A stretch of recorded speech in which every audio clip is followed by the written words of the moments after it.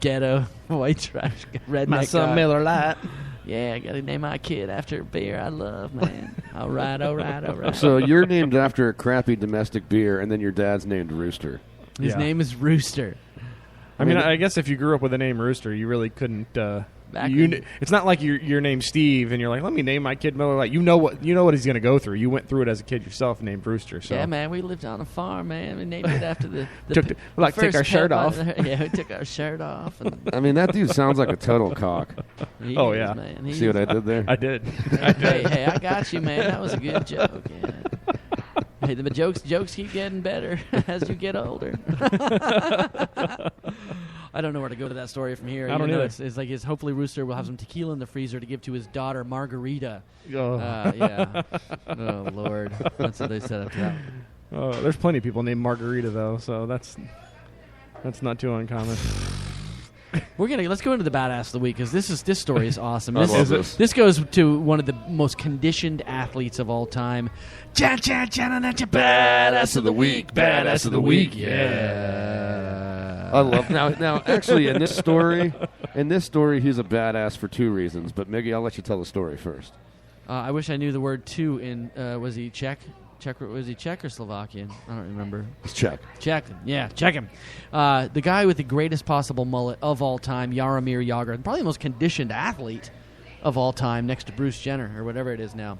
I'm just kidding. Jaromir Jagr slept with this 18-year-old model who also had her boyfriend was in Dominic Rudel. He's a hockey player. Yeah, he's a Czech prospect. And Jagr is his idol. Right. So she slept with Jaromir Jagr and then tried to extort him because she took a selfie with her doing the little duck face and the little peace sign while he's snoozing right next to her. And she tried to extort him for $2,000. Right. Of all things, $2,000? But here's the best part.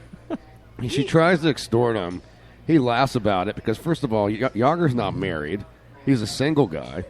Hurt my feelings. I'm 43, and I'm skilled enough to bang a super hot 18-year-old because she's smoking hot, okay? Yeah. So, that really hurts. Oh, please don't tell everybody. Then when she doesn't get her way, when she doesn't get the money, she goes ahead and releases the picture to the public. And this is what's great about it, is it winds up burning her because it gets back to her boyfriend, and now she's in hot water. It's so funny because Jagr just straight up goes, I don't care. I don't give a shit, I heard somebody else talking about this the other day. They said, hey, here's my Facebook login. I'll log in for you. Go ahead and post it on my wall if you want. What a horrible thing to tell everybody. I banged a hot 18-year-old model. Oh, no. Oh, that's too good. That is awesome. People will think I have skills and I'm a stud. No, please don't do that. More will come after that. Oh, dear. Dear. Jagr goes, you know what happens? I keep playing hockey, and those girls stay the same age. That's right. All right. Check out my mullet, baby. That's actually Rooster's cousin, Jagr McConaughey. Actually, it would be Jaeger, right? Jaeger McConaughey. Miller Lite. Jaromir Jagr. It's my cousin Jägermeister. Hey, honey, you want to do a shot of Jaeger? All right. Oh, God. She is full of sperm. Party at the Moon Tower. Oh. That's too good. I don't care. He straight out just said, I don't care. That's brilliant. Yeah, 43 years old and still in the league because of how conditioned he is. You really he's appreciate still scoring. He is. You really appreciate the scope of Jagr's career now when you look back at how long he's been able to stay in the league and stay at the top of his game the way he has. I mean, obviously he's not playing at the level they did in his peak years, but he's still pretty damn good. And so hats off to that. That alone makes him a badass. Yeah, but absolutely. then banging the 18-year-old hottie, that doesn't hurt either, does it? No. Toast to him. So toast to Jagr. Yeah, here's to you, buddy.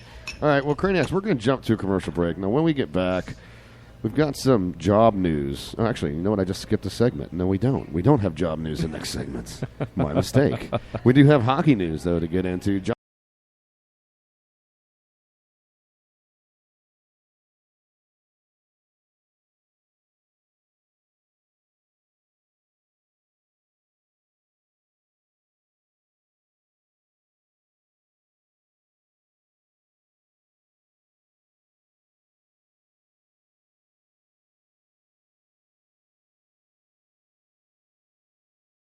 ESB commercial. starring the great Patrick Stewart. Hey, Patrick? You will address me as Sir Patrick Stewart. Okay, Mr. Sir Patrick Stewart. Can we dispense with the introduction and just do the commercial the way it's written, please?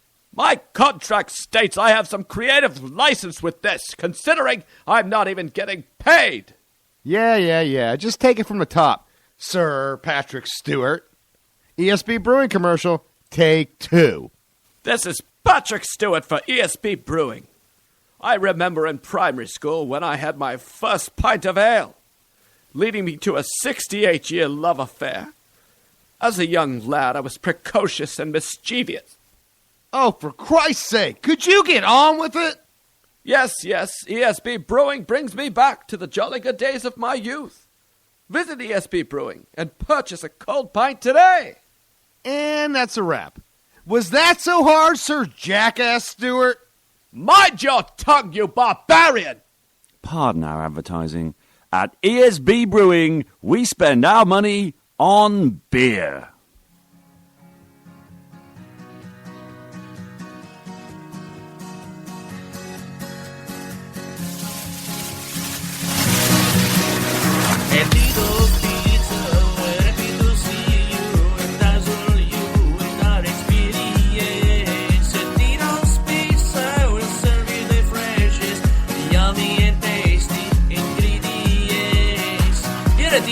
Tampa, Florida staple since 1989. Tito's don't skip on the best produce. We'll surprise you with our secret flavor dough. Tito's is open Saturday 11 till midnight. You call us at 813-555-TITO with the largest delivery area in the Bay.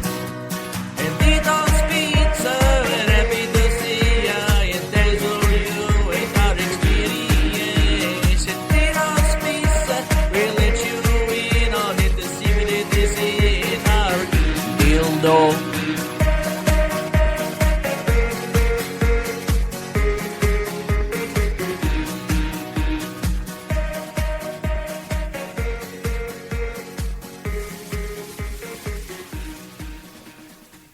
Hi, Felix Cowell here, and if the words triumvirate get you sparky in the South, then listen to my boys Ben Charles, Miguel Hito, and Caleb Crispy here on the Cranial Emission Show.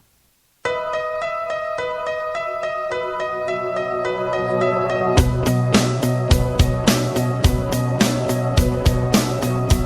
a way, need a change from this burnout scene. Another time, another town, another everything. But it's always back to... Welcome back to the Cranial Mission Show, guys. Ben Charles, Miguel Hito, the C Squared, now also joined by the Reverend Joey T, hanging out here in ESB Brewing, having a nice cool beer on a hot day.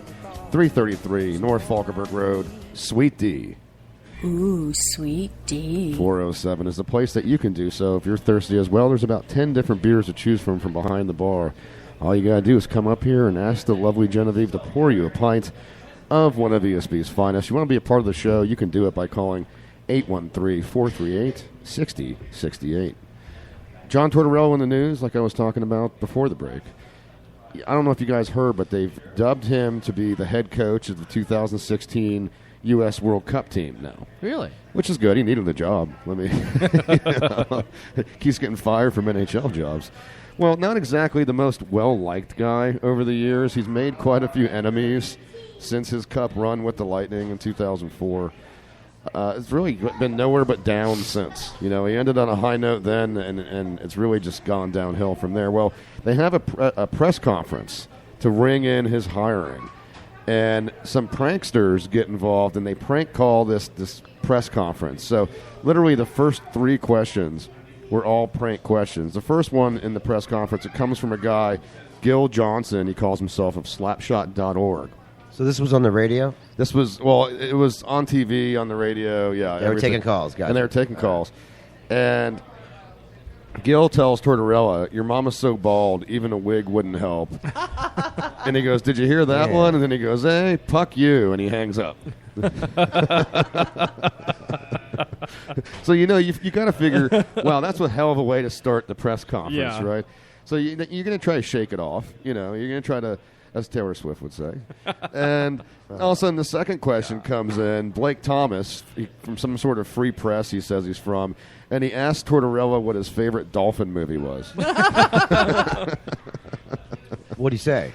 They don't tell you if he gave an. I doubt he answered it. I mean, we've all seen enough Tortorella interviews to know that he gets agitated by asking him legitimate questions. Shut your yap! Yeah, did he get all red-assed? And was he all like... I'm assuming he probably did. I'm surprised they gave him this job you were talking about, because he's kind of a red-ass guy, and like the World Cup and stuff, that's kind of like, with all the pro, like the best of the best, right? Well, in this event, I'm assuming because it's World Cup and because it's going to be during the season, that it's probably going to be young players. And they're probably, let's face it, they're really the only ones that are going to put up with this act from him to begin with. Right. Because they have to. But the third question comes from a guy who calls himself Mike Wilson from the New American Gazette. Okay, and he asks Tortorella, this is my favorite one. He says, when it comes to high sticking, which player on the team wears the biggest jockstrap? That was the third question? So 3 in a row. The first 3 questions in the conference, in the presser, were all prank questions. Now, they had a fourth one. The fourth one was trying to call in. They shut it down. They didn't let the call go through. But you got to figure, who's in charge of the call screening process on this? Yeah. Not the same guy that will be next time. No. Probably, for sure. I imagine. And you would almost think if they were going to do it like that they would have the person on the phone and they would record the question with a delay so then they could play the question back so it wasn't necessarily a live response. So they had time to dump it if it wasn't They might do that from now on. It wouldn't be hard to do. You Right. you record it and run it through a delay, Yeah. and you just time it right, and it makes it sound like it's live. He can answer right then. The person has to wait on the phone for 20 seconds till he answers, but at least you're protected from... I don't want him to do it, though. That's pretty funny. I know. So an ignominious start for John Tortorella, and it's already starting bad. You know what I mean? Like he's finally getting a job, although it has to be with younger players because, like I said, they're the only ones that are going to put up with him. But it's already starting out bad. And you got to wonder how bad it's going to get if the U.S. doesn't perform, how bad those press conferences are going to be. And the thing is, he's kind of brought this on himself. He is such a red ass, as you called him, Joe. Shut your yap! That's why people want to do it, because they know it's... Look, at the end of the day, if you know you're going to get a rise out of somebody, that's the person you want to mess with the most. Absolutely. Or a porn star. Just saying. Well, that's true. That'll get a rise. See out what of you did there. I'm surprised he didn't just kick the podium over and walk away. Just, forget Instead it. of dropping the mic, he just kicks the podium. That's funny. Oh, poor guy. Oh, well.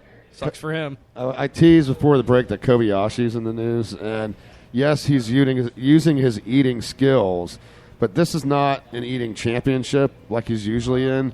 Kobayashi in the news to actually help the Cubs, the Chicago Cubs, exercise the demon that's prevented them from being in the playoffs all these years. You know the curse of the goat. Yeah. Right. Mm-hmm. Now, tell people about the goat curse. I don't know. I just know there's something to do with a goat, and then I think somebody tied a goat to the front of the building or something like that, or was there a mascot, the goat, that got stolen? I really don't know, to be honest. I can't remember the whole I just know story that of that's it. where the whole thing, the goat, comes from. Yeah, it's an old curse. Yeah, 1903 or something, 1914. It's 1945. old. Oh, okay, never mind. I thought it was 1945 when older. Billy Goat Tavern owner Billy Cianis was asked to leave a World Series game against the Tigers because his pet goat's odor was bothering other fans. Oh, so there was a goat involved. They kicked a goat out of the stadium.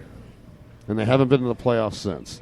So Kobayashi is going to help in conjunction with he's teaming up with L.A. Beast, whose claim to fame is that he once consumed an entire watermelon, including the rind.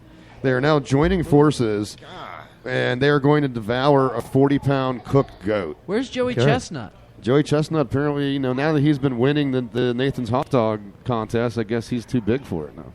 He's got a big No, mansion. he didn't win this year. Matt Stoney did. Yeah, he lost. Oh, that's right. Right, but he does have a mansion in the Hollywood Hills that's shaped like a hot dog. I've seen it. It's beautiful. It really is. I've seen it. I've It's seen beautiful. Joey Chestnut makes enough money to have a mansion? Oh, you win $100,000 every time you win one of those. I mean, that's not enough money. Yeah, to but like that ain't buying a Well, he mansion. won like 7 of them, and he's getting all Yeah, but kinds he of also sponsorships. he does Yeah, he eating does contests tons of throughout stuff. the year. He's Plus, not- I mean, he probably has like Joey Chestnut eating shoes or something that he sells.